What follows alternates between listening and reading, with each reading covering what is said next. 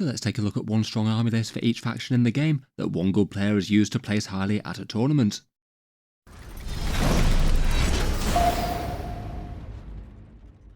Hello and welcome back to Auspex Tactics, where today we're talking about Warhammer 40k army lists, and in this one going through every single army in Warhammer 40k, and having a look at one example of a good list for each of them.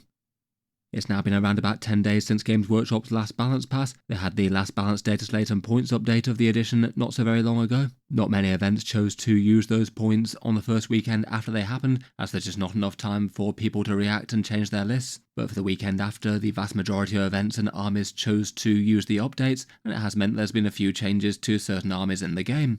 Obviously some lists changed more than others, and for other armies beyond that they've had some more rules content with things like the Maelstrom detachments, and between all that I thought it would be a good point to take a look at what's doing well currently. For this one, my criteria when looking for lists were to first look for any armies that had gone either undefeated or had won events, and then if there didn't seem to be any of those over the past week or so, look for armies that had gone 4-1 in a grand tournament, so just taking the one loss, and ideally that loss as late as possible. There seemed to be quite a few big events over the last weekend, so it didn't seem to be too hard to find examples for the vast majority of factions in Warhammer 40k. Though bear in mind that just because one player is choosing to use their army in this given way doesn't mean it's necessarily the meta way to use it for the faction, or necessarily even the strongest, and it did feel with this one there were a few people putting some unusual builds on the table, with at least a fair number of these deviating in some big way from the sort of list that I usually expect to see for their armies. I wonder if there's some slight sense of it being towards the end of the edition and just playing some unusual stuff for fun factor while we have the run up to 11th.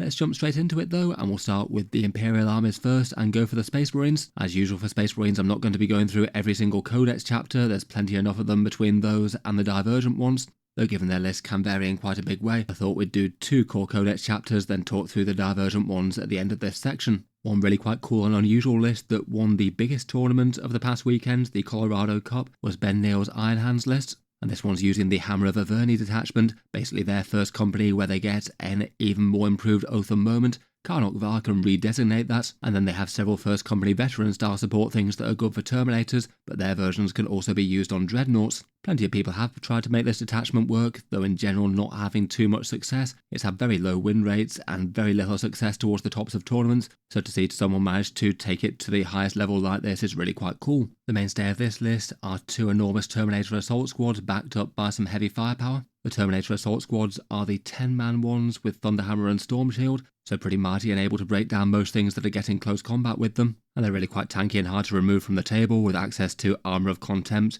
and in particular -1 damage one in the charge phase when they're charged, and that's one that could make them a far bigger problem to take down for all manner of units out there, particularly ones with damage 2. When that gets reduced to damage 1 and you're chewing through 4 wound Space Marines, you're not going to get very far. They can also potentially reposition if it makes sense to them as well, returning 2 strategic reserve for 1 command point. Leading one of them is Karnok Var, who gives them either sustained or lethal hits depending on target. He also has a bit of punchy damage output of his own and allows a redeploy and a scout. The other one's led by a Terminator captain who can use some free stratagems, as they've got several good ones here, and he takes the Steel font, which allows you to return a slain bodyguard to the unit each command phase, so his Terminator squad can gradually regrow. Those 2 units should be able to make a nasty mess of anything that they can touch in close combat, and basically challenges the opponents to see if their damage output can deal with that many Terminators holding down the mid-board objectives. Lots of armies are going to struggle with that, and then while the opponent's trying to get to grips with those, there's some really quite fearsome firepower backing them up. 2 Ballistas Dreadnoughts and 2 Vindicators, with the boosted Oatham moment, +1 to wound and re-rolling 1s to wound as well. That's going to go a long way, and if you destroy a unit then Karnok Var can redesignate the Oath target, so you could be having all that damage output into 2 units in 1 turn. Then there's a Stormspeeder Hammer Strike that can strip cover to help out those units, and also be quite punchy in its own right, the Melter being very nasty into medium armour if you can get it within half range. And then this list goes super light on the support units for Space Marines, 5 Incursors that can mark some targets for the firepower,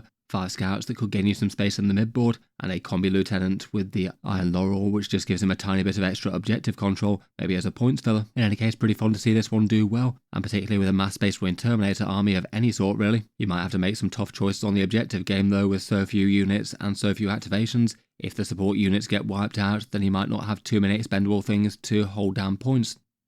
Otherwise, for another take on Core Codex Space Marines, here's a Firestorm Assault Force with the Salamanders, this one used by Christopher Debeau to take down the Level Up 40k Spring GT, a 44 player event. That one allows you to move fast with all your ranged weapons getting the assault keyword, getting extra strength within 12 inches, and some mighty stratagems up close. And it's got several standard Salamanders staples. There's Vulcan Hestan with a company hero squads to mark targets from, Adrax Agatone with his Blade Guard veterans to reroll wound rolls, and joined by Fighty Lieutenant for lethal hits and Champion of Humanity. There's 2 Inferno squads which look like they might be hitching a ride in the Impulsors perhaps, 2 sets of 3 Eradicators, some of which might be joining the Blade Guard and the Land Raider I'd guess. Land Raider Redeemer's also going to be a good recipient of Vulcan's buffs, and some Intercessors Scouts and a Combi Lieutenant for scoring. Perhaps the most interesting thing about this list, though, is that it goes for Mass Gladiator Valiants, one that isn't really seen quite so often, but does have quite a lot of synergy with the Firestorm detachment. Being able to advance and shoot is going to be great for getting those guns into the close range they really want to be, and going from Strength 9 firepower to Strength 10 is a good tipping point against a whole bunch of different targets too. It's nice to see them getting some play, and if you did want to make them work, then Firestorm Assault Force is likely the place to do so.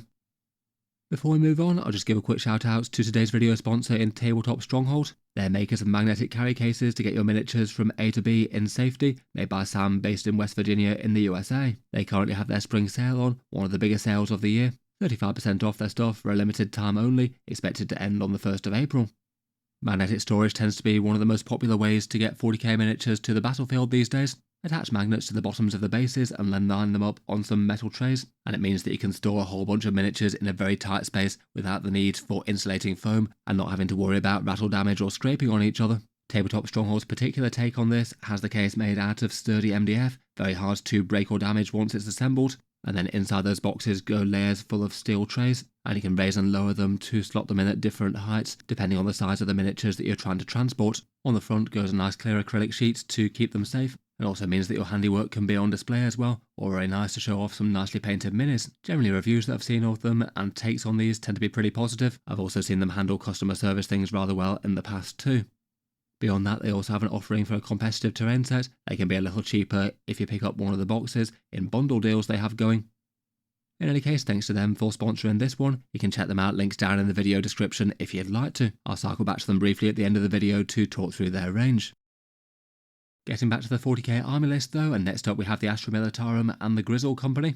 As I think most people were expecting, it hasn't really been any major change in this one. Games Workshop gave it a nerf recently, as you no longer get the rerolls of 1 to wound against things on objective markers, but it's still a very strong detachment with really powerful core rules. Rogal Dawns absolutely don't seem to have gone anywhere either, despite a small points nerf to them. They were very good to the point of being near auto-include before, and the points nerf wasn't enormous. This list by Nick Jagiello was used to win the Barry Bash tournament, going 6-0 undefeated. Grizzle Company is the one that gets you rerolls of 1 to hit for ordered units and extra orders for your officers, and then a bunch of range support stratagems and an Armour of Contempt equivalent for tanks. Providing most of the orders for this list, there's a big central command block, Lord Solar Leontus for his orders and command point generation and redeploys, and he'll join the Cadian command squad in a set of Cadian shock troops. They can guard the home field and have a vast amount of orders coming out of them. The targets for some of the tank orders are going to be 2 Rogal Dawn battle tanks, regular ones with the normal loadout of oppressor cannons, pulverizers and multi-melters, and 1 Lehman Ross Vanquisher with the cheap effective really big gun, and then sponsons and las cannon. The tanks can win a lot of firefights, and then there's lots of skirmish units to fight for the midboard, some expendable units with 2 Kastan jungle fighters with lots of OC and scouting for the points cost,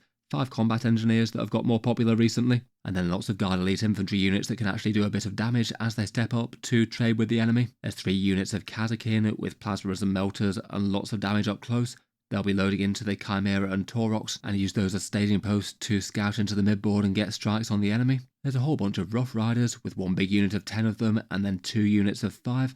Quite scary guard melee, and they like the reroll ones in Grizzle Company. The cheap ones can be quite nice to trade with the enemy on midboard objectives and delete their rivals. And then there's a scary drop Scion unit, 5 Scions with a command squad with the command rod so you can double down on the orders for them, and they'll have lots of layered damage rules out of Deep Strike between orders, datasheet rules, the detachment and any stratagems. Overall a very solid list with lots of the staples of Grizzle Company and a good mix of bigger hitting damage dealers, smaller ones and trading units. Overall still seems that the guard are doing very well despite a few nerfs.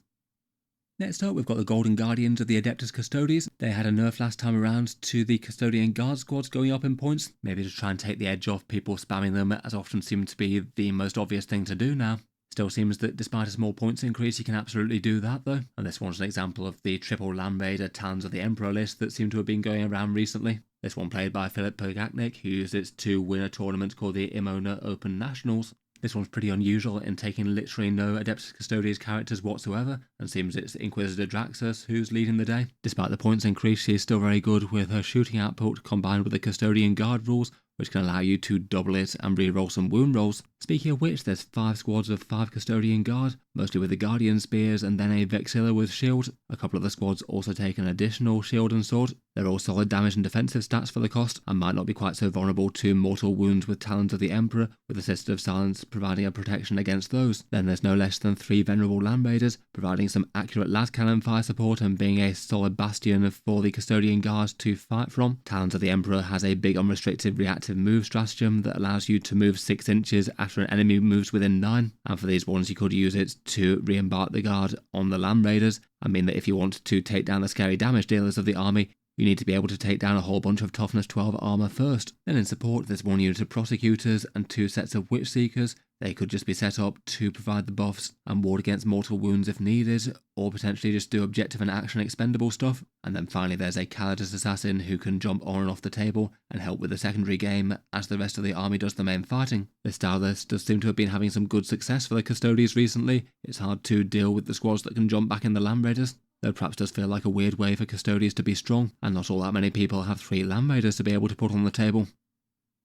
Next up we've got the Imperial Knights, who really haven't been topping tournaments often recently since their codex came out, though it seems that they have managed to have some success already, this one being Matthew Doman's list, using it to take first at the Free State GT, a 35-player tournament.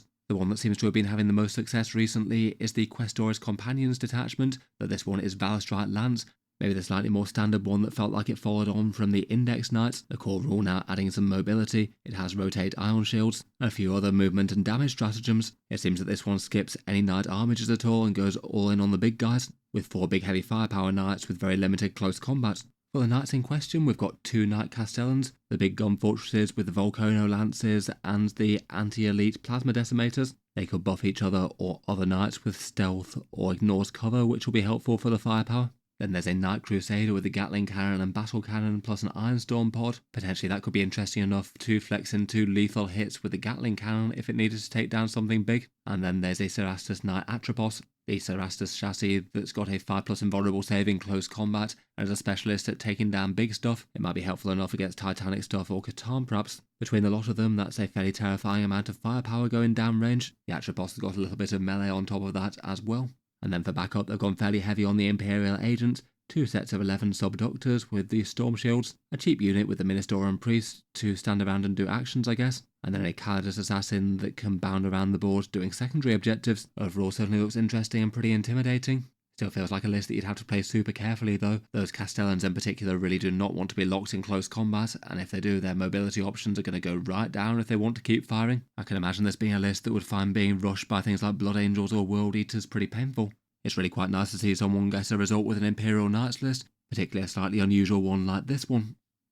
From Imperial Knights to Grey Knights, and here's a list by Ben Greenlay, who took second at the 12th Barry Bash, going 5 games to 1. Grey Knight players are still mainly using the Warpbane Task Force, the Grotmus one from the previous year, this one giving the zones of control and rerolls within them, and also buffs around purifiers of the same nature, and a few useful stratagems mainly focused on the non-Terminator infantry. This list has the fairly standard big 10 unit of purifiers with Castell and Crow, the purifiers taking the incinerators, and they can absolutely obliterate infantry with the sheer amount of cleansing flame attacks that they'll have. The rerolls means that there are big threats to just about anything that's parked on an objective as well. Then there's a bunch more infantry, a set of 5 purifiers, and then 2 sets of interceptors, at least some of those being staged out of Razorbacks for the AP buff, I suppose. Grey Knight Razorbacks are quite cheap and efficient with a good damage buff, being cheaper than the regular Space Marine ones, and still pack a pair of las cannons. There's a strike squad unit for the sticky objectives and utility, 2 individual Brotherhood librarians that are going solo and can be quite cheap action and secondary style units and have some firepower to contribute if they're not dealt with,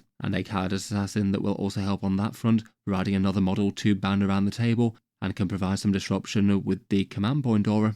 Then to provide some heavy lifting, there's 2 Grandmaster Nemesis Dreadknights. They'll be able to take down some tanks and vehicles. They're equipped with the Hammer, Psycannon and Silencer, given that you get the rerolls in this detachment, so it makes it better. Plenty of people still go for the incinerators though.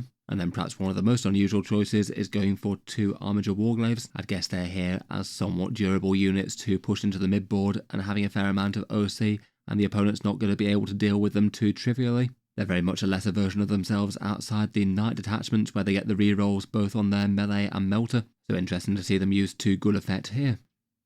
Next up, we've got the Servants of the Machine God for the Adeptus Mechanicus, and here's a list by Marshal Arthurs, who took 5th at the Ides of March 2026 with this, going 4 victories to 1 defeats with a Skitarii Hunter cohort list. That's the Admech Skitarii Trickery and Stealth style detachment. Everything's harder to kill at longer range, plus there's some interesting stratagems for reactive mechanics, return to reserve, and stopping the enemy from shooting you past a certain distance. It seems that for the most part this one is going out to be a big board control and objective scoring style list, with a whole load of waves of Skitarii chaff to push forward. The enemy is going to be rather stretched for clearing through toughness for 2 wound profiles with an invulnerable save, and maybe a feel no pain if you use a stratagem for them. There's 25 Taraxi Skystalkers here, which can move fast and have their bonus move after they've shot as well. 3 sets of 5 Infiltrators to give you good board control in the early game, and their Taser Goads can chew through light infantry well.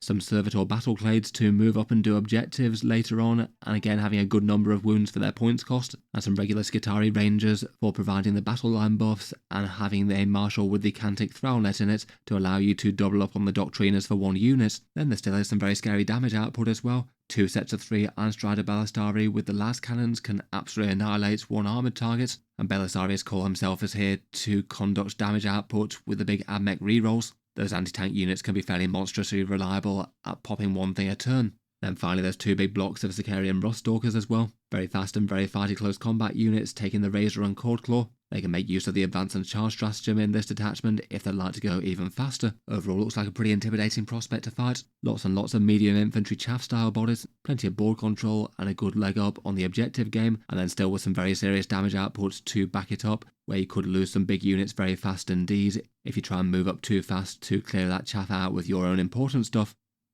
Next up for the Sisters of Battle, here's an undefeated list by Patrick Willey, placing 2nd at the Level Up Spring GT. And this one's with the Hallowed Martyrs detachment, so the one that gives squads damage buffs as they get depleted, but it's perhaps more impactful for having a couple of really good melee stratagems, including one that forces the opponent to attack one given unit and ignore others, and the very powerful stratagem to allow you to resurrect characters from death. So lists usually tends to go very heavy on the characters here, and that helps out Morven Vaal in particular. In this one, we've got Morven Vaal with a big unit of Paragon Warsuits, as usual able to basically delete whatever they're able to get their damage output on, and the main challenge is to do that before they're hit back. Battling for the mid-board, there's 3 units of Celestian Sacrosancts with the Hallowed Maces for the lethal hits and damage too. They're all accompanied by a Hospitaller for Feel No Pain, and being relatively good frontline units as Sisters go, a bit more durable and needing more commitment if you want to reliably wipe them out. Then there's 3 Canonesses, I guess just running around solo, maybe being good sacrificial units to be able to force the enemy to attack them, and they can help with that with their free stratagem. They won't be tough to kill, at least for the first time, and do have a little damage output of their own with Blessed Blades.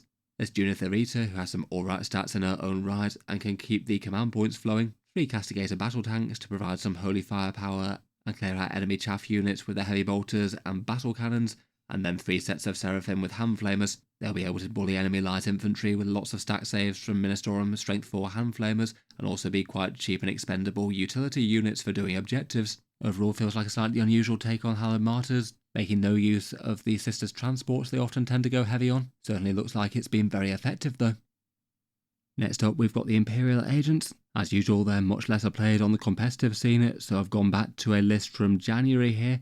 And of course it's not like Games Workshop's given them any sort of balance update since then for positive or negative, as that just doesn't really seem to be on their agenda right now. This one was an Imperialis fleet list by Kyle Merritt, using it to go 4-1 Safeties Off GT, a 24-player one, and managing to go the first 4 games unbeaten, which is no mean feat. Imperialis fleet is the detachment that can help out with some movement tricks and particularly helps out the Voidfarers, giving them things like Infiltrate or Deep Strike. There's quite a nice reactive move stratagem to enemy shooting that can be good both on elite units and chaff. Going through the army and providing the main damage output is a Watchmaster with Deathwatch veterans. They go all in on the melee loadout with the heavy thunderhammers and a whole bunch of swords beyond that. They'll be quite a powerful countercharge threat that can hit a lot of enemies very hard.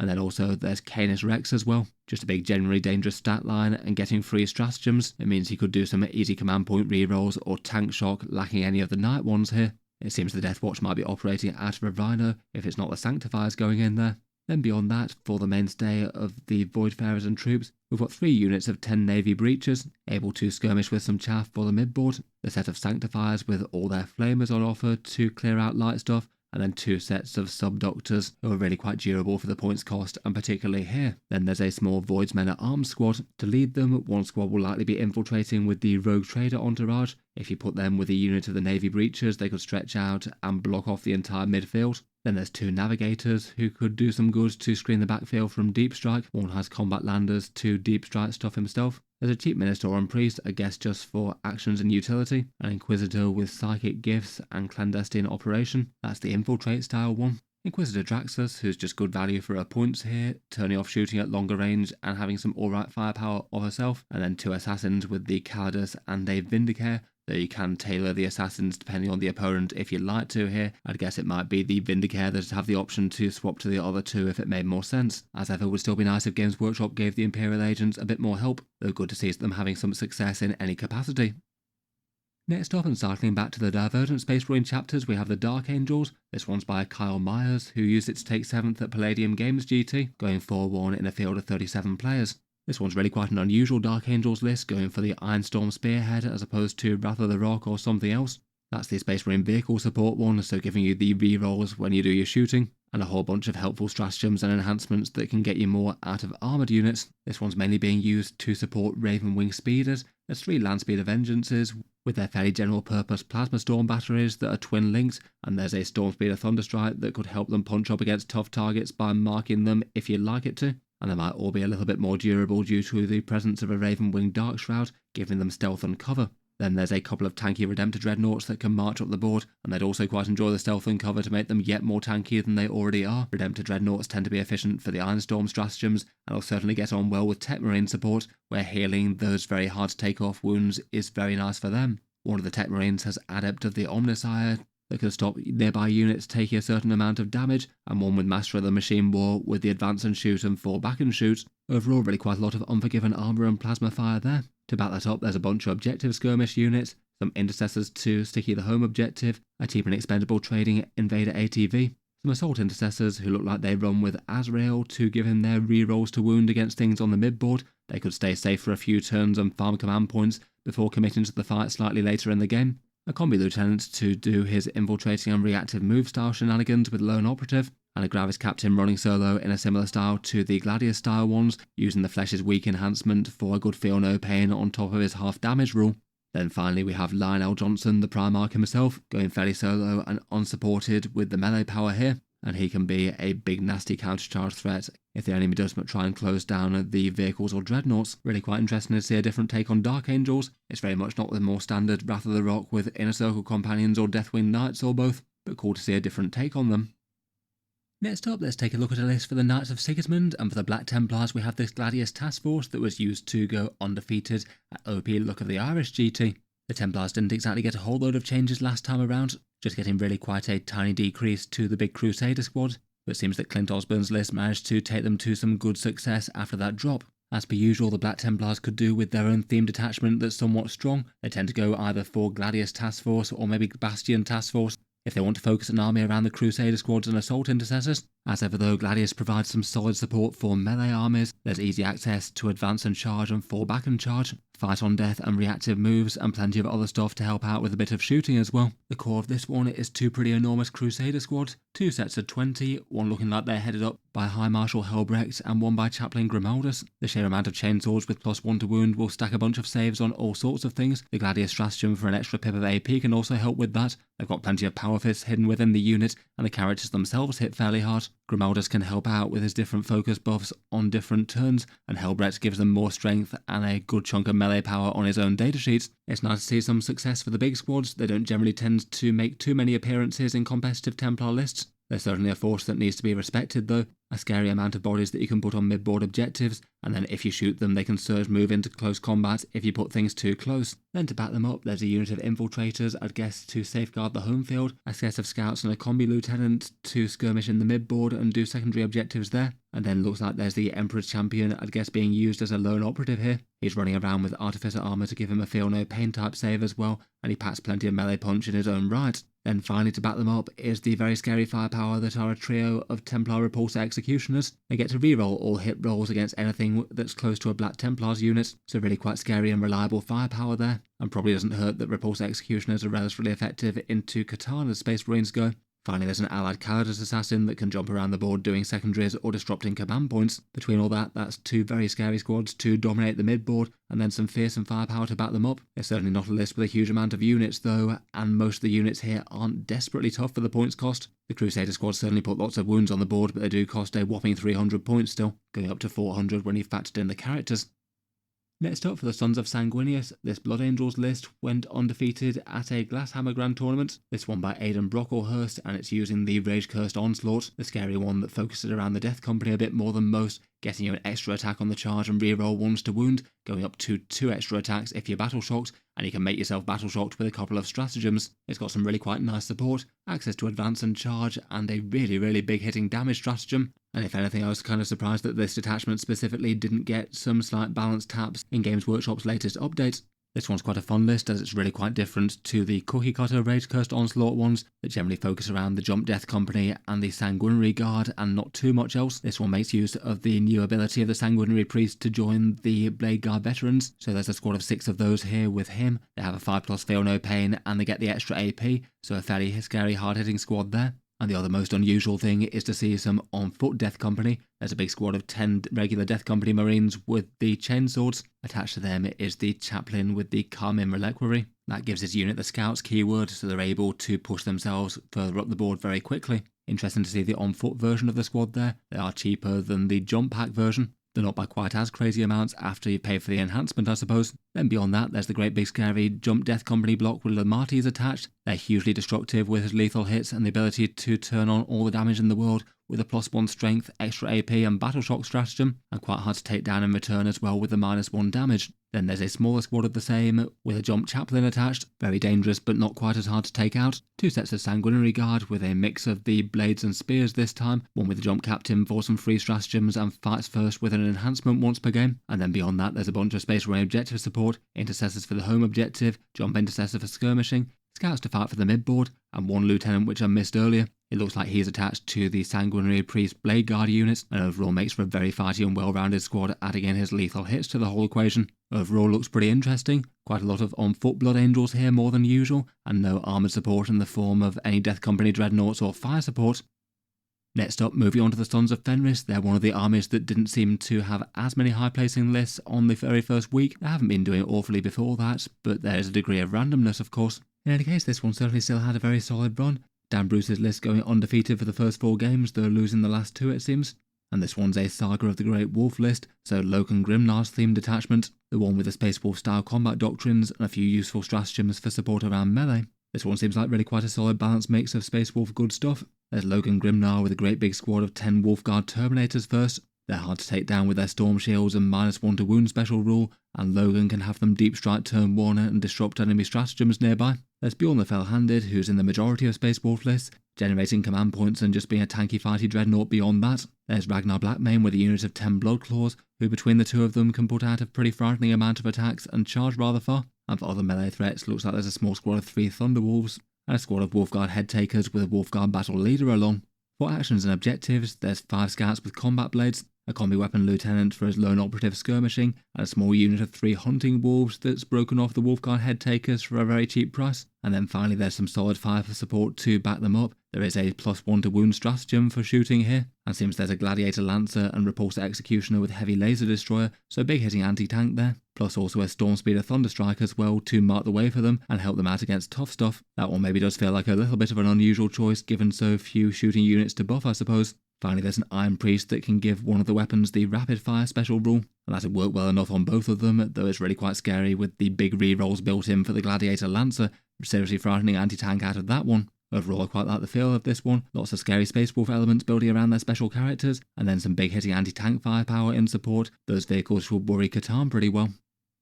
Finally for the Imperium we have the Deathwatch and their Black Spear task force. As usual they have a very small player base, though the few people using them tend to be performing quite well recently in terms of the tournament stats and things. This list by Sean Sullivan was used to take 3rd at the Warzone Wellington tournament, going 4-1 in a field of 43 players. The Black Spear Task Force gives them several turns worth of combat damage buffs for their kill teams, and backs that up with stratagems to warp them around the table and seriously amp up weapon damage between special issue ammunition and flexing to the different mission tactics. This list seems to be one of the ones that's in current fashion with the Deathwatch. 3 sets of Fortis kill teams, 2 Indomitor kill teams, and a big Deathwatch veteran squad spec'd for melee with hammers and power weapons, joined by Judas here for fights first, with the Beacon Angelus enhancement to allow you to deep strike and also rapid ingress for free. That's one scary melee threats to potentially have lurking in the wings and turn up in a spot where they could heroic intervene potentially. The Fortis kill teams bring a bunch of plasma fire and boosted bolt shots plus Desolation Marines. Between 3 sets of them, there's a good chance they'll be able to clear out a squad of chaff infantry, and that could force hard choices for the opponent as to what they keep on objectives and what they push forward with,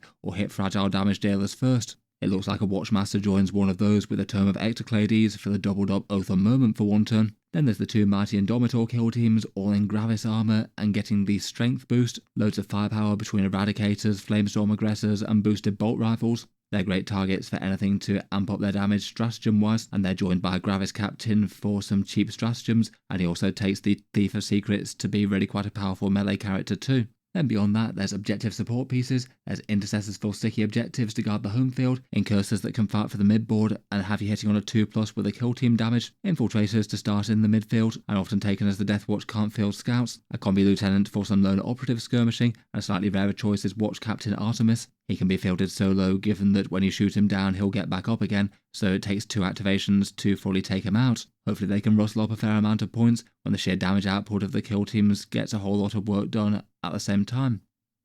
Moving on, let's talk through some Forces of Chaos, and starting with the Chaos Space Marines, Huron's Marauders are a detachment that seem to have been really rising up recently since it came out in the Maelstrom book, and this list was one that came close to the top of a grand tournament, with Ted Michael X list going 5-1 at the Colorado Cup, a big 190 player tournament. Huron's Marauders makes Chaos Space Marine infantry really quite efficient. It gives you a +1 to the hit roll basically all game long. You can swap that for fallback shoot and charge, and units that can see Huron get both of those. That seriously quite improves a number of datasheets straight off the bat, and backs that up with things like advance and charge, a surge move option to help you struggle to deal with melee units, and options to return to reserves and boost your attacks in melee. Leading the way here is Huron Blackheart, and he has his Master of the Maelstrom alongside. Huron's got a very powerful melee stat line and quite a big surge move that can be handy to keep units safe, and the Master of the Maelstrom are basically chosen but cheaper and better, having similar defense, better damage, and then a whole bunch of special rules added on, including options to either farm command points or revive models,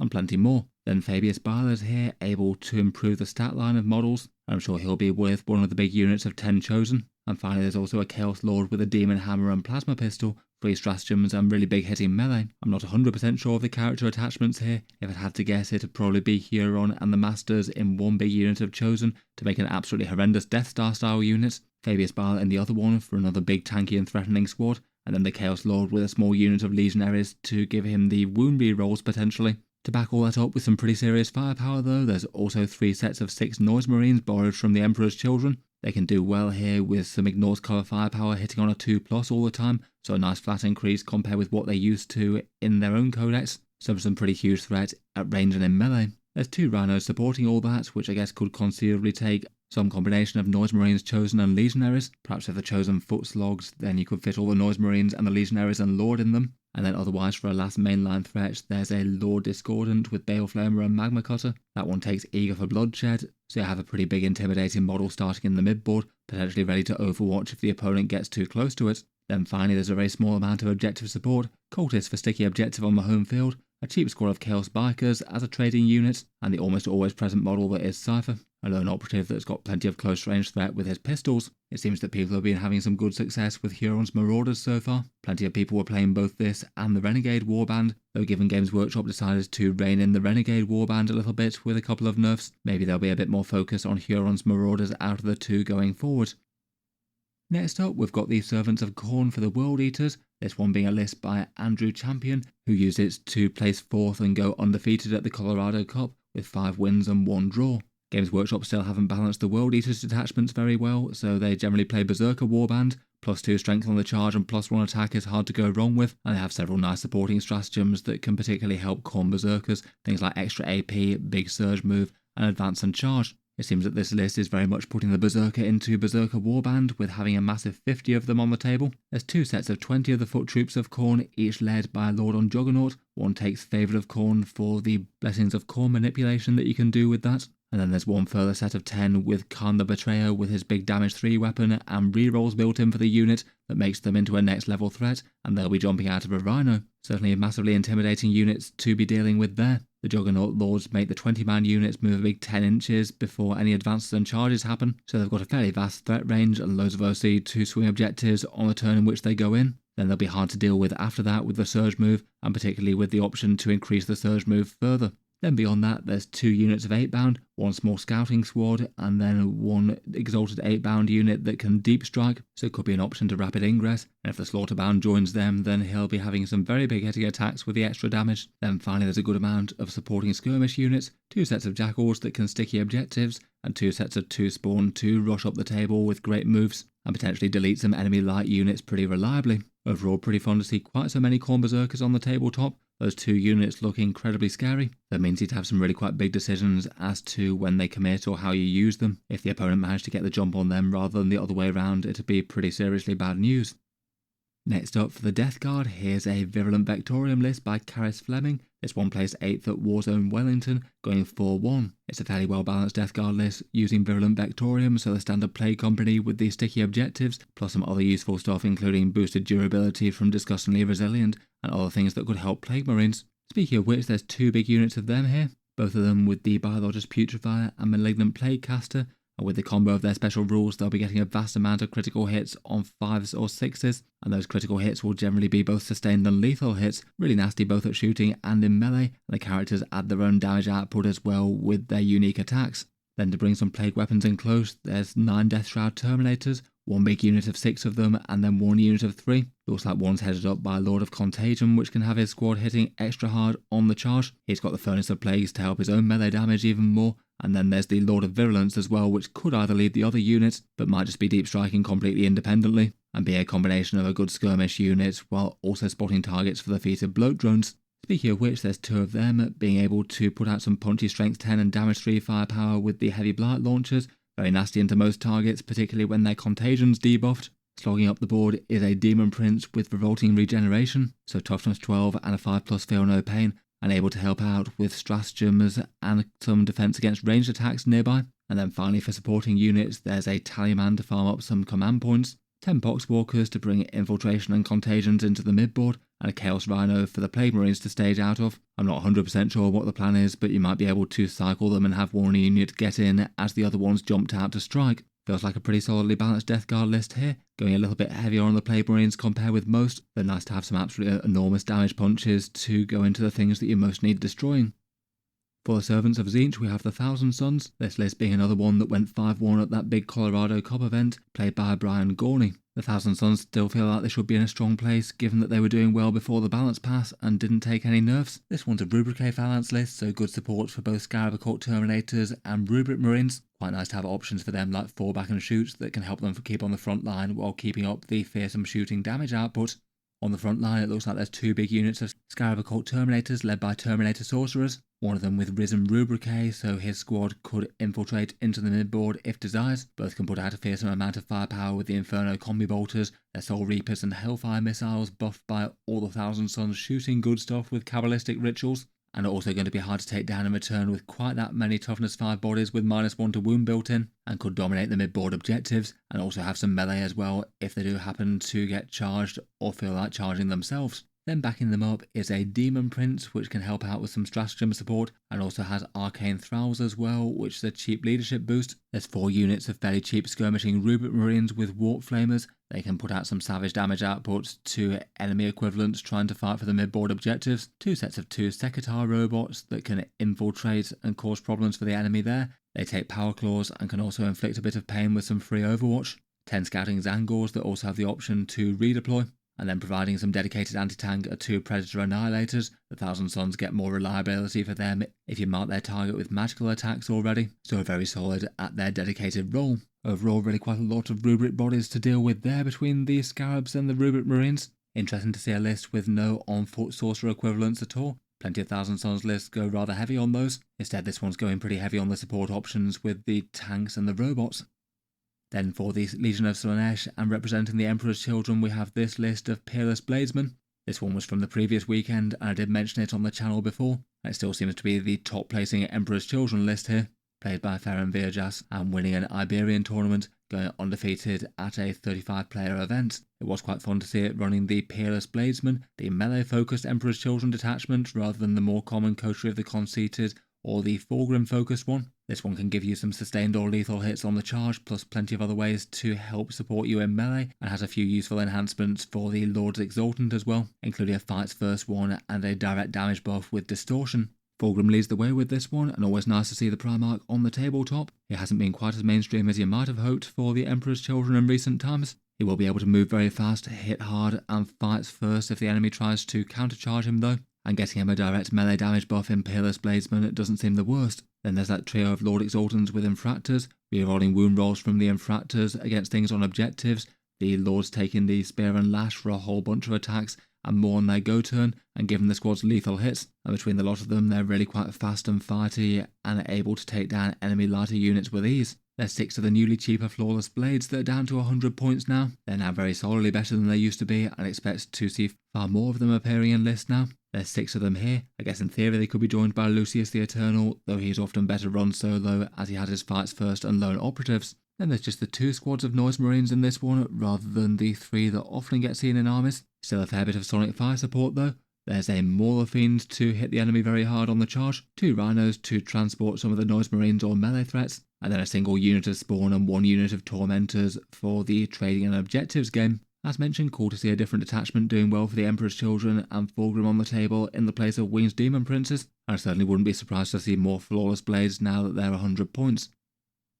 For the Chaos Knights, they're not in a great shape in terms of game balance right now, and this one's a fairly straightforward example of a good list that's just better than many of the other Codex options, and Games Workshop could really do with getting on and fixing that, but it doesn't seem like it's been a priority in the last few balance passes. This was our Extensilan's list, who used it to take second at a 41-player tournament, going the first 4 games unbeaten and just losing the last. The list is the Infernal Lance, the one that gives you either sustained hits, lethal hits, or speed or defensive buffs for each knight for the chance of taking some damage each turn. And that combos rather murderously with the dual Gatling Despoiler, putting out 36 strength 6 and damage 2 shots each. It's just rather general purpose when you give it lethal hits as well, and can take sustained hits against other targets too. It's not a great damage profile into Catan, which doesn't help it at the moment, but against just about anything else that doesn't subtract damage, it's going to do rather well. The detachment has a few other things, such as the Chaos version of Rotate Ion Shields, and also has an Ignores Cover stratagem that could help out those scary spoilers against high saves. Then beyond that, there's a trio of War Dogs, 2 Carnivores that can move fast and hit very hard in melee with a boosted number of attacks and sustained hits, a War Dog Stalker that's able to scout forwards with the Claw and the Melter Spear, and then as with a bunch of Chaos Knight lists, they go heavy on the allied demons, 2 sets of Nurglings for cheap infiltrating units, 3 individual Beasts of Nurgle to annoy people on objectives, and then a squad of 10 Plague Bearers bringing the sticky objectives to the board. It certainly seems to be solidly effective, though quite a lot of Chaos Knight lists have been very similar to this recently, and really would have been nice if Games Workshop had done something to shake up the formula a bit. To me it just seems fairly obvious that the other Titanic Knight datasheets could probably do with points cuts to compete a little bit better, as even with access to this it's not like Chaos Knights are stomping all that many tournaments currently. Catan might be keeping them down a touch though. Either way though, still certainly a solid achievement to stomp the Knights to victory on the tournament scene.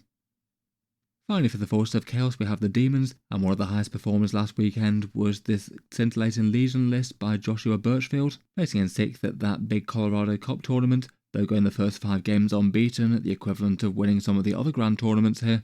This one's a Scintillating Legion list, so still going strong despite Games Workshop tapping it with a few points nerfs in the balance pass. It's the one where you can bounce flux tokens between yourself and the opponent for rerolls if desired, or perhaps more likely plug them into a couple of really quite powerful stratagems, one that can amp up shooting quite significantly, and one that can allow multiple units to return to reserves, even if they're locked in melee. This one's very similar to plenty of the Scintillating Legions list recently. There's Be'lakor leading the Kairos Fate Weaver and 3 Lords of Change, so scary Tzeentch Firebase there with the damage 3 attacks that Kairos and the Lords of Change have now, and Be'lakor can shield the entire thing from long range firepower early on, and also has some pretty massive threat in his own right. Kairos can fire indirect, farm command points and disrupt the enemy spending theirs nearby, and the Lords of Change just have fairly straightforward big hitting direct damage, able to vary their weapon special rules depending on targets. They take a trio of enhancements from the detachment: Infernal Puppeteer, which can still allow one to shoot round corners even if it was nerfed both in rules and points; Improbable Shield as a defense against mortal wounds and psychic attack that's very powerful in certain matchups; and Inescapable Eye to generate some flux tokens after points increases that leaves room for even fewer support units than before. For some fairly fast moving skirmishers, there's one set of flamers and one set of screamers, and then interestingly there's a few horrors in this one which don't tend to be all that common. Some blue horrors are able to infiltrate into the midboard, and a big squad of pink horrors with their split rule which are able to target objectives pretty effectively. A few small points increases still has this looking like a very scary list to face. Lots of big hitting general purpose damage units that you're not necessarily going to be able to strike first very easily, and you can't reliably pin them down in melee without them slipping away. Moving on to the Xenos, and first up we have the Aeldari. They've generally had a tough time of it recently after Games Workshop hit their top build very hard indeed. There's still been a fair few people playing Aspect Host or experimenting with a few of the other detachments, though it seems that one of the better performers recently was with the Corsair Coterie, interestingly. This one's the Corsair focused detachment that has the sticky objectives rule, and if enemies end moves close to an objective until they flip it to their control, they take D3 mortal wounds on a 2+, which feels fairly impactful, and that'll do some disruptive chip damage as the game goes on. It's impressive to see someone manage to take this to some good success at a grand tournament. Connor Flosson used this to take 6th at the Ides of March tournament, going 4-1 with the first 4 games unbeaten. It didn't necessarily feel like the strongest attachment at first impressions to me, but really quite cool to see someone make it work to good effect. It does have some solid enough supporting rules for other Aeldari units, options like turning off shooting to infantry units greater than 18 inches away, surge moves against enemy shooting, and reroll wound rolls for a Corsair unit potentially, which could be nice with Iriel. For the Corsair contingent of this one, Iriel himself is leading the way. I guess he'll be with that big unit of 10 Corsair Void Reavers, and as mentioned could be quite nice with that reroll wound stratagem. He does hit very hard on the charge. Then beyond that there's a bunch of other smaller Corsair units to skirmish, one set of 5 Void Reavers and 2 sets of 5 Sky Reavers, and there's also a Starfang in support as well, which can give your Aeldari units stealth as well as do some anti-elite shooting. Then beyond that there's 3 Phoenix Lords with their aspects. Lycus to jump forward far and charge with the Warp Spiders, Jane'Zar with the Howling Banshees, who might quite enjoy the Surge move ability here, and Baharoth with a big unit of 10 Swooping Hawks, able to bound around the table and get first strikes on things. They might quite like the can't be shot at 18 inches stratagem. Then they've got some rather serious Aeldari fire support, a set of 3 Fire Prisms who can link fire and provide some good anti-tank or anti-elite shooting, potentially linking fire with multiple ones being able to fire through the same one if desired. Interesting to see them here, some primary anti-tank. And then for some objective skirmish units, there's 2 sets of Shroud Runners. They should be decent enough to delete lighter infantry units, and a War Walker that can buff shooting with some extra AP. That could be quite nice to be paired with the Swooping Hawk squad potentially. Pretty cool to see some wins for the Corsairs here, and another interesting way to support some core Aeldari units with some extra elements, and the sticky objective rule could help just a little bit with Aeldari primary, which often tends to have problems. I wonder if we'll see a few more people experimenting with this one going forward. Next up for the Drukhari, with no major changes in the last balance pass, the Spectacle of Spite is likely to remain the strongest way to play them, and one person who used the Scary Witches to good effect is CJ Kane, using this one to take 2nd at Warzone Wellington, going undefeated with 4 wins and 1 draw. The Spectacle of Spite amps up the Witches with combat drugs, giving them statline boosts that you can either choose or roll for 2 of them, and as most of them are good, rolling is pretty viable, and then has some nice support with helping those units get into close combat, denying overwatch, and hit harder when they get there, and also have that particularly scary charge out of sequence stratagem that can happen during the enemy movement phase, preventing enemies from interacting with one unit properly, or at least without them falling back to really quite a big extent. Leading the way for this one, as per normal, is Lilith Hesperax, making one squad of witches very fighty.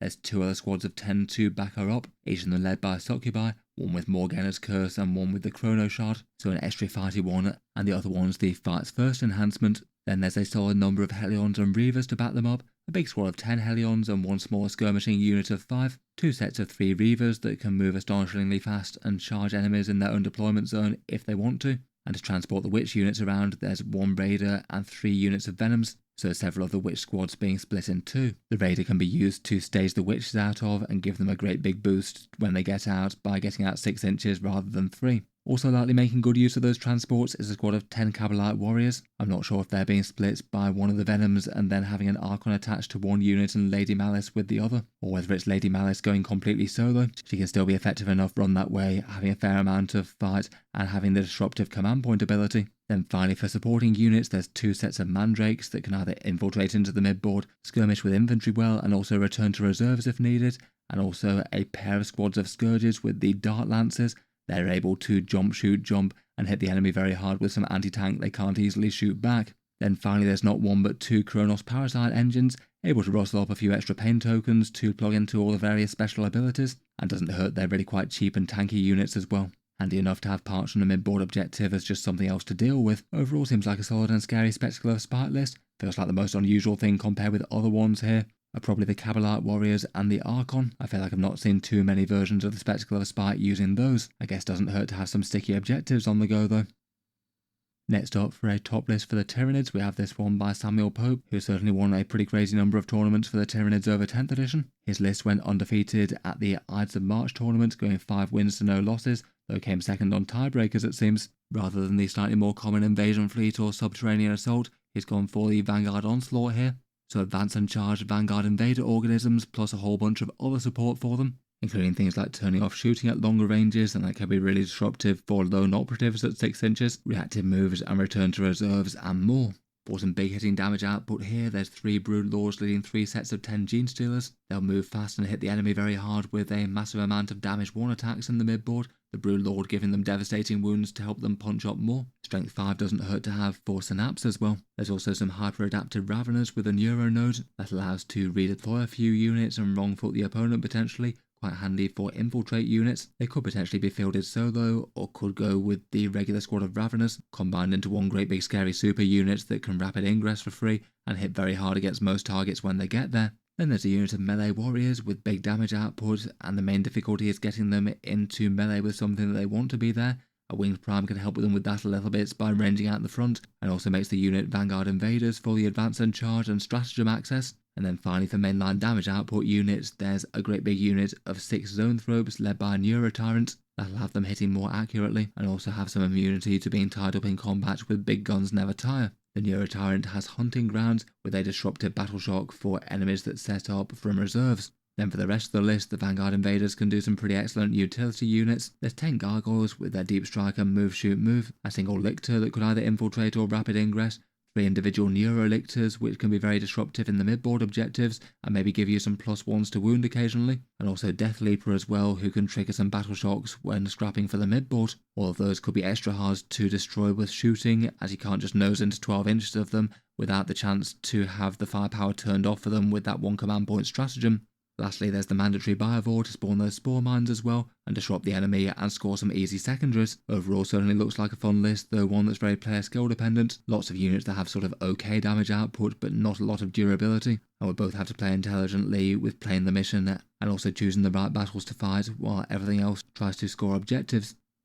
For the Genestealer Cult, they're not a very widely played army, though it seems that somebody already managed to get a top placing with them last weekend. Dan Morris going 5-1 at the Barry Bash tournament, and the first 5 games undefeated, so a pretty impressive run there that'd be the equivalent of placing first at several other smaller grand tournaments. Plenty of the Genestealer Cult detachments are rather playable. Final Day, the Host of Ascension and Bisantic Brood Surge are the most popular, though this one's using the Outlander Claw, so the rugged fast attack style one. This one gives you sticky objectives for your bikes and extra objective control of both of the bikes and vehicles, a reactive move with the Ridge Runners and the Bikers, returning to reserves for bikes or vehicles, and some other useful durability ones including a -1 damage and a 4+ invulnerable save against ranged attacks. To lead the host, there's a pair of Jackal Alphases. They've got a sniper rifle, can mark targets for reroll ones to hit, and also have a move shoot move ability. I've certainly not seen too many people use those since the codex came out, though I guess this is the detachment to do so if you want to. One has Serpentine Tactics to allow the units to shoot in a turn in which it fell back,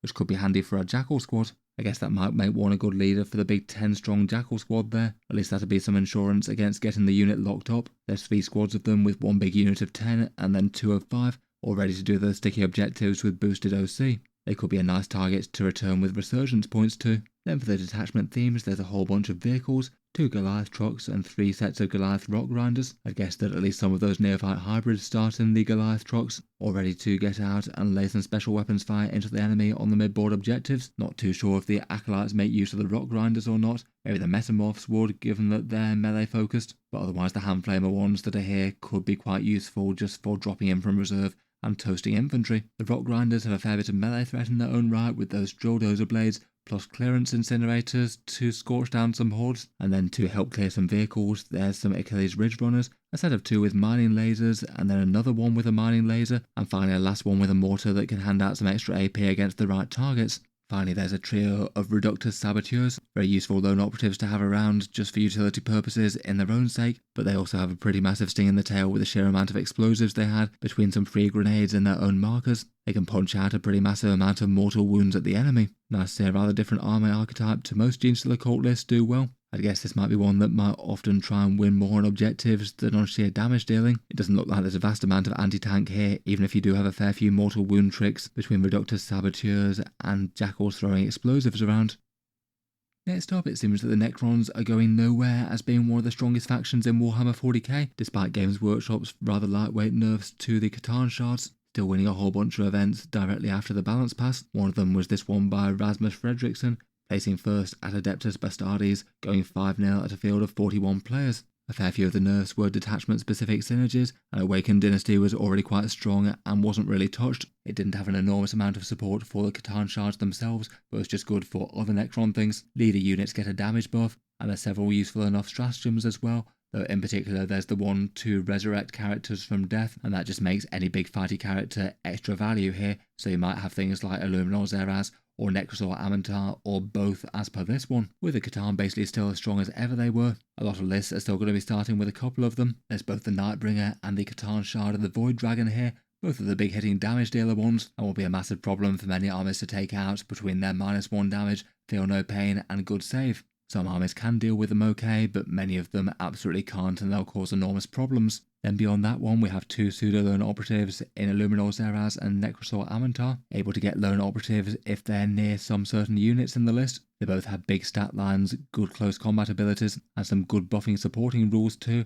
The Necrosor with his sustained hits, and the Illuminor Zeraz with his AP buff and debuff for the big squad of Necron warriors here, making them both more dangerous and slightly harder to destroy against certain weapons if they have cover, I suppose. For that big Necron block though, they will be getting a 4+ invulnerable save from Orican the Diviner joining them. There's a full unit of 20 of them with the Gauss Reapers, as well as Orican. They also have a Royal Warden to allow you to fall back and shoot, and he also has the Netherrealm Caskets to give stealth to the units, and then as per normal there's a stacked amount of things that can help them reanimate better and ping back to full health. A Ghost Arc that one of the characters can start in that can allow some reactive reanimation for the squad nearby. A Canoptek Reanimator to reanimate an extra D3 models each time they do, and a stratagem from the Awakened Dynasty that also allows you a reactive reanimation to taking damage. Finally, Orican's also joined by a unit of Tomb Crawlers as well in that unit to further bulk out the squad, and they also add in the extra supporting rule of ignoring modifiers at range. That squad should have a very good chance of holding down a mid-board objective against anything the opponent can throw at it. Then there's one more big fighty character in the Scorpet Lord with the Enagic Dermal Bond. That gives him a 4+ feel no pain type save. So big reanimation and yet another great character to resurrect for 1 command point. And then beyond that there's a whole bunch of objective support units, a single Locust Destroyer that could also help activate Amatar's lone operative rule if you wanted to keep them together. Flayed ones to infiltrate into the midboard, and a set of 6 Canoptek Scarab Swarms for some expendable chaff with a lot of wounds there. Then finally, and one last interesting one, are a pair of Psychomancers. As usual, looks like they're running completely solo, so quite fragile if the opponent can get anything to them. They could certainly be potentially annoying for the opponent if they're trying to skirmish over the mid-board objectives though, with their Battleshock rules occasionally denying things. Overall feels like an interesting and really very character-heavy list. Maybe not really too surprising to see that both Catan and Necrosor Amantar are still really quite big and scary threats despite Games Workshop's nerfs, and I'm sure will continue to be there in a lot of tables and terrorising many armies to come. Next up, it seems like Tau Empire are in a good place to be an army to rise up in a big way. They've already been doing fairly well on the tournament scene recently, and are receiving their twin lance data sheets that's really quite too cheap for what they do at the moment. I did see some people have been playing those in tournaments with proxy models before they actually release, though Tau certainly don't need them to be strong. This list by Brian Zhu going first at the Palladium Games Dumpster Fire GT, going 5-0 undefeated. This one's once more a slightly lesser played Tau detachment, so interesting to see it do well, but basically all the Tau detachments do have some interest and play to them. The core rule buffs Tau shooting by extra AP for things that are close to either Kroot or Vespid, and also Kroot and Vespid units are shielded from long range firepower while they're near Tau units. Beyond that, they have a fair few interesting damage stratagems, many of which can help out the Kroot or Vespid, and between them can be used to support Kroot rampages rather well. And also a 1 command point one that can give you a +2 strength to Tau shooting, which can be fairly scary alongside extra AP. Going through the list, and it is a fair mix of both the Tau and then auxiliary support units. Starting out, there's 3 great big units of Kroot rampages, 3 sets of 6 of those with their big volume attacks, mortal wounds on the charge, and plenty of ways to make them either move further or hit harder in this detachment with stratagems, and then otherwise perhaps to get close to marked targets. There's 2 units of Kroot Carnivores, one of which could sticky objective the home field before they go, a set of super expendable and fast moving Kroot Hounds, and a lone spear who again can move rather fast with his chameleonic steed and move shoot move. To lead the army there's Commander Shadowsun, who can provide some rerolls and then some command point farming potentially. That's quite a good lone operative in her own right. There's 2 close-range strike teams for some Sunforged Crisis suits, massive melter damage against enemy monsters and vehicles there. They're led by Cold Star commanders that will make them a fair bit faster. The Cold Star commanders also equipped with a whole bunch of fusion blasters too. I'm not sure if they'd start on the board or potentially even think about rapid ingressing to get the melter in range. There's 2 Riptides with their sturdy and general purpose firepower, a whole bunch of strength 10 and damage 4 shooting, and then finally there's no less than 3 sets of Tau Pathfinders, really quite nice scouts to have in the midboard. They can infiltrate and then scout move to hopefully keep them safe before the enemy moves forward so they can strike. And the Iron Rifles do feel like they get on well on paper with the detachment buffs for extra AP, and maybe that stratagem for boosted strength if you could spare it. Overall feels like a rather cool list, and one that looks like it's working fairly as intended for Games Workshop, and does seem to have favoured a good amount of both Tau heavy hitters and some direct damage dealers from the auxiliary units fighting side by side. I suspect we won't be seeing too many Tau lists that don't have the Twin Lance in them for quite some time though.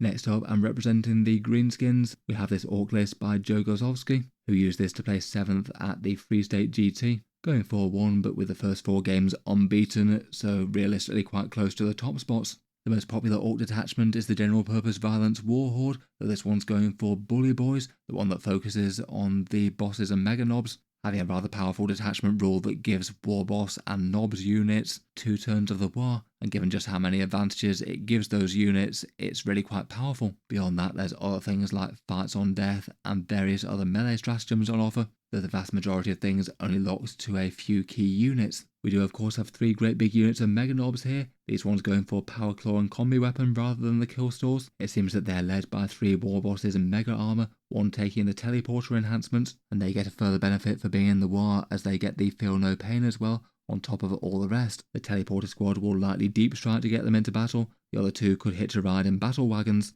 Then we've got a Warboss and Ghazghkull Thracker, which between them would lead a unit of 10 knobs and 10 boys. If I had to guess, I might have put the regular Warboss with the knobs and then Ghazghkull with the boys, though I guess it could have been the other way around. It's more common to see Ghazghkull with 20 boys on the tabletop these days, with his buffs going a long way to making all of those choppers super dangerous, but it does mean that you wind up with really quite a big expensive unit. The regular knobs aren't quite so tanky compared with other things that are still very fighty with big choppers and power claws. It seems the squad took a split loadout with half of each. To transport the boys into battle, there are 2 battle wagons and 1 truck. They're hard to kill and a little bit fighty in their own right with the Death Rollers. And then for some skirmish support and objectives, there's 2 sets of 3 war bikers and a super cheap squad of Gretchen to sit around and farm up some command points. Nice to see some Orky Meganob Deathwing doing pretty well on the tabletop here. It feels like they're more at the right balance where they're fairly playable now, though definitely still far more tempting in this detachment compared with elsewhere, just due to how big the double war is with that Feel No Pain plus the other boosts.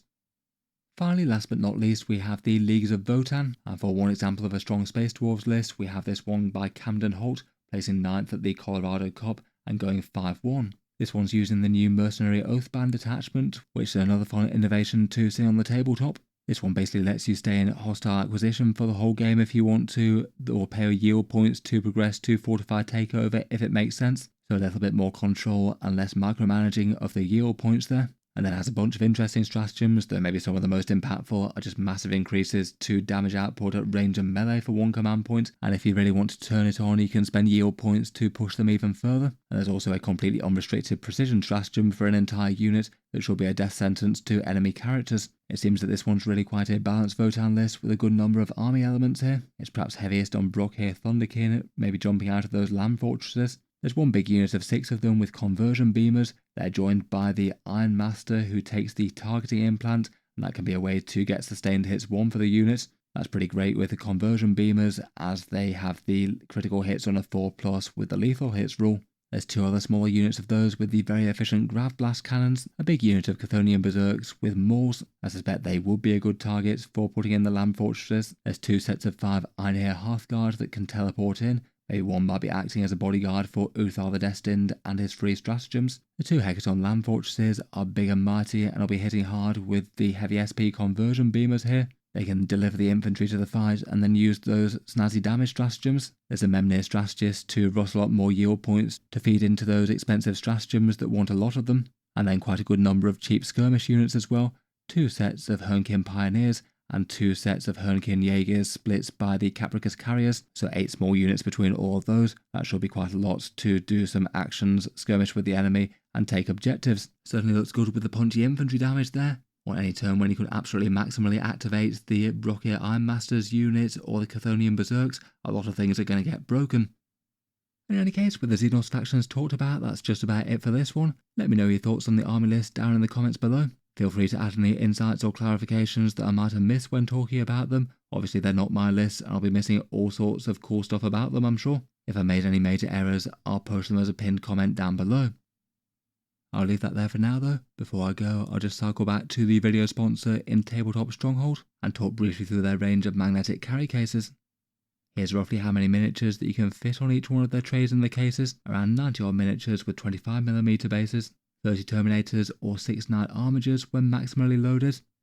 Then those trays slot into the MDF boxes of various different heights. Here's the smallest one in the Mag Case Mini. It's around £58 or $65 when on sale, though that's plus VAT or import duties depending on where you might live in the world. It does include free delivery included in that though. There's still a fair bit of room in this one for smaller armies. There's a few mighty tanks on the ground floor of this one, plus plenty of Terminators as you can see. Here's the more standard sized one as the regular mag case. That one's £89 or $100 while on sale. This one's quite a lot taller and can accommodate some bigger miniatures such as the Chaos Knight that it has on the ground floor. Handy enough for some of the taller 40k models out there. Each of these comes with a supply of magnets to attach to the model bases as well, and I'll leave the internal dimensions here on the screen. Finally, there's the really big one with the Mag Case XL, basically 2 of the previous attached together. There's some options where you can have more or fewer of the steel insert trays, and that means that it can either be a little cheaper or a little pricier. Loads of room in the really big ones though. There's a whole Bane blade on the top left hand corner there I see. As mentioned, if you were looking to pick up a competitive terrain set at the same time, they've got an MDF one that can be bought with one of the boxes if you wanted it at a further discount. That might be of interest to some of you out there. In any case, check them out, links down in the video description below though. As mentioned, they're currently on their spring sale, so 35% off their listing prices. One of the genuinely slightly better sales that they had in the year. It's fairly similar to their Black Friday sale pricing. In any case, thanks to them for sponsoring this one. I'll leave that there for now though. A massive thank you for listening. Feel free to subscribe to Auspex Tactics if you'd like to see more like this. I'll certainly keep the regular 40k videos coming with new ones out each day. If you've been enjoying the videos on the channel, Auspex Tactics does have a Patreon page as well, and you can find that link down in the video description if you'd like to take a look at that. Channel patrons get a few advantages, seeing occasional videos early, votes every so often to see what sort of videos come next on the channel, and automatic entry into the regular prize giveaways with a chance to win some big model kits each month. If any of that sounds good to you or you'd just like to help support, the link's in the video description below. In any case, a massive thank you for listening, and I'll hope to see you guys next time.